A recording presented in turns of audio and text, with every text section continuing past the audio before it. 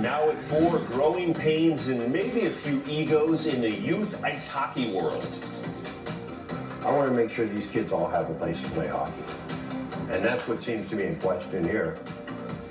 More on the accusations that the Vegas Golden Knights are expanding at the expense of other teams. And north winds are blowing again, but how's it look for your weekend? Your weekend recreation forecast coming up. For all abilities, details on this year's Air Force and Marine Corps trials. Plus a big night at the ballpark. We are live ahead of Big League Weekend. Now, this is 8 News Now, live at 4. Live, local, now. When the Vegas Golden Knights came to town in 2017, ice hockey exploded in popularity. Thanks for joining us on this Friday at 4. I'm Kirsten Joy. And I'm Brian Loftus, but parents and other recreational teams point to the Junior Knights program, accusing those operators of trying to monopolize youth ice hockey. 8 News Now reporter Ryan Mathey explains the slippery slope they claim includes pushing out other organizations. It's almost an art, getting knocked down and bouncing back. Youth hockey is their life. And Art Nathan Eamon says his 9 and 11-year-olds learned on the ice without breaking the bank. Significantly less than what we saw elsewhere, like a tenth maybe. They play for the Ice Warriors, Gina Youssefzai's pride and joy. And I remember talking to a parent one day and they're like, well, there's just no way we can afford that gear. So she went out and found that gear. Donations kept in her garage for families who couldn't afford it. And for about 7 years, the Ice Warriors have called the Fiesta Ice Arena home. But they have new landlords. One she says is pushing her out and helping themselves move in.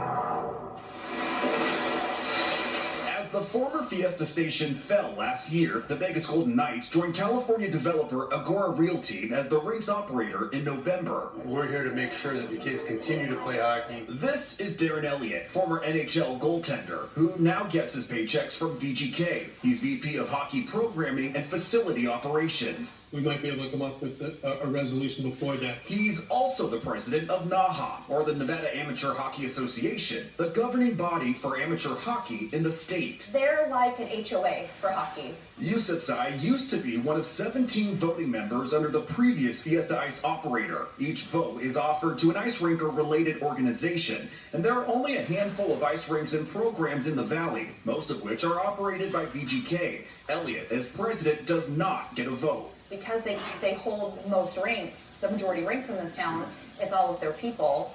And he controls their paychecks. She needed an affirmative NAHA vote to expand or become a travel program. Voting members denied her, citing NAHA bylaws. So we took most of her banners down. And now, what little ice time she has left is not enough. She says VGK's programming and facility operator has reduced her weekly allotment. Our ice time got chopped, and they started bringing in, expanding their junior Knights teams into our building. So while our ice time was suffering, their ice time got added. You can't even get an hour of ice time now. No, just an hour. Carrie Quinney is having a similar problem.